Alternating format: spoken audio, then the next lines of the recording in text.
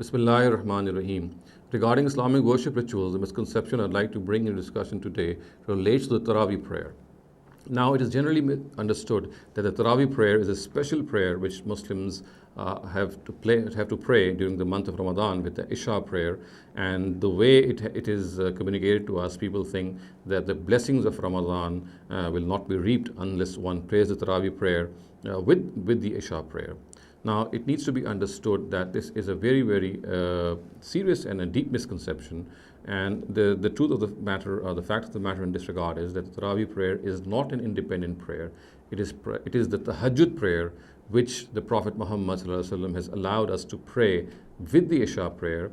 However, its correct time, its right time, is the time of Tahajjud, when a person gets up after breaking his sleep and then offers the prayer. Its real blessings and rewards can only be reaped if it is prayed at its proper time. However, the Prophet Muhammad ﷺ, keeping in view the fact that not every person can arise at that time, and he also may not be learning the Quran as much as people generally do. So he gave this concession, he gave this lenience to the Muslims that they can pray the Tahajjud prayer with the Isha prayer. And this is what we do when we offer the Taraweeh prayer in the Ramadan. So we also in normal days, when you pray the witr prayer itself is the Tahajjud prayer that we pray with the Isha prayer. What happened actually was, in the time of the Prophet Muhammad ﷺ, in one of the Ramazans of his life, he came out in the masjid of Masjid Nabawi at the time of Tahajjud, and he prayed that Tahajjud prayer in the mosque. As a result, people started to gather behind him, and this happened for 3 consecutive days. However, on the 4th day, he did not come out for the Tahajjud prayer, and he came out actually at the time of Fajr, and he told people that the reason that he did not come out at the time of Tahajjud was that it might become obligatory upon the people. So he did not want to do that. And we also know that the Tahajjud prayer was obligatory upon the Prophet Muhammad himself, and he took great pains in offering the prayer. But he allowed Muslims to pray that prayer with the Isha prayer. And obviously, this prayer itself is a nafil prayer. It's an optional prayer. It's not at all obligatory or binding upon the Muslims.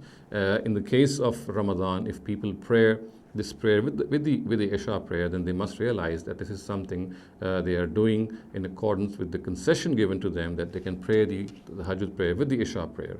In the Prophet himself, all his life, offered this prayer at the time of Tahajjud. He never offered it with the Isha prayer. Similar is the case with Abu Bakr radhiyallahu anhu and Umar radhiyallahu anhu. It was in the times of the Caliph Umar that he saw people praying this Tahajjud prayer with the Isha prayer in the mosque of the Prophet, and he found that people were praying it in small congregations. So he requested Ubay ibn Ka'b radhiyallahu anhu to lead the prayer and asked the people to form one congregation so that there should not be any indiscipline.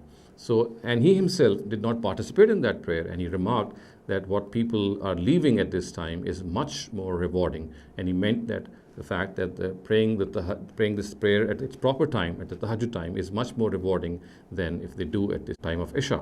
So in a nutshell, it must be realized that the Taraweeh prayer is not a different prayer, is not an additional prayer that Muslims pray in the month of Ramadan.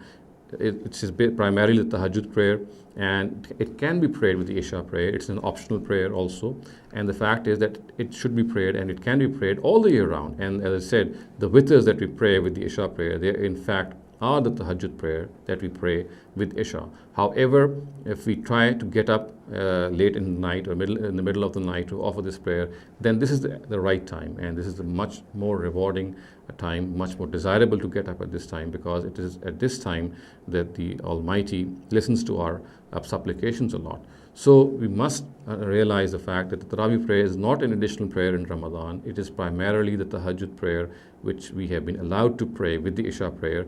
It is an optional prayer. It, of course, has a great reward, but it is not obligatory. It was obligatory and mandatory upon the Prophet himself, but it is not obligatory upon common Muslims.